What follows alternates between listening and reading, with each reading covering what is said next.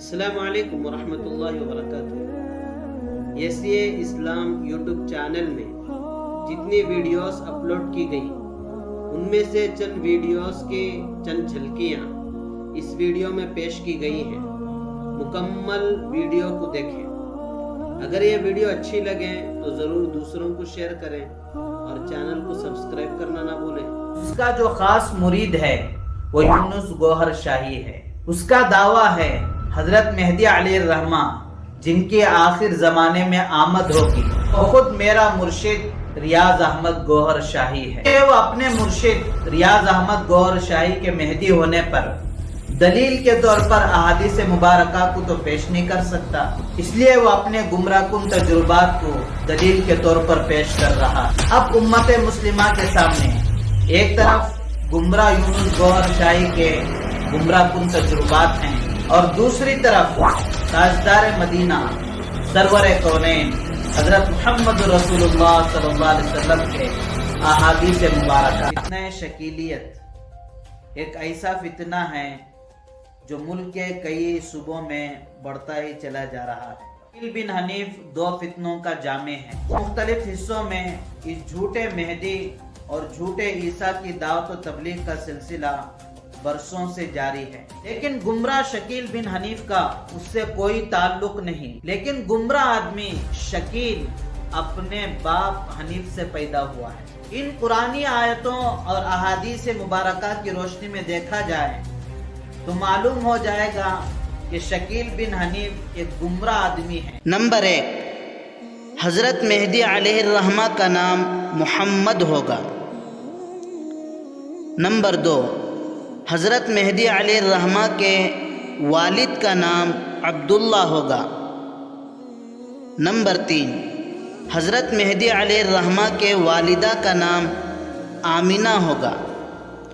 Number 4، حضرت مہدی علیہ الرحمہ آپ صلی اللہ علیہ وسلم کی اولاد حضرت فاطمہ رضی اللہ عنہا کی نسل سے ہوں گے۔ کینسر، زیادہ تر لوگ جب کینسر کا لفظ سنتے ہیں تو اسے خطرناک بیماری کے طور پر سوچتے ہیں، یعنی ایسی بیماری جو جان لیوا ثابت۔ کینسر کی 200 قسمیں ہیں، ان میں سے ایک کینسر کی قسم منہ کا کینسر ہے۔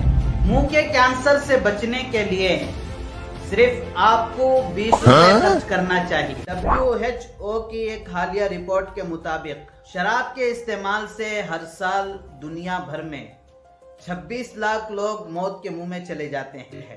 WHO کا کہنا ہے کہ شراب پینے والے کی صحت کو شراب کے پہلے گھونٹ سے ہی خطرے لاحق ہو جاتے ہیں۔ لیکن ایک سوال پیدا ہوتا ہے کہ شراب پینے کے جب اتنے خطرات ہیں اور انہی خطرات کو سامنے رکھ کر اکثر مذاہب نے شراب پینے سے روکا ہے، پھر بھی لوگ شراب پینے کے عادی کیسے بن جاتے؟ موضوع حدیث یعنی من گھڑت روایت۔ موضوع حدیث کی تعریف میں محدثین کے مختلف تعبیرات ہیں۔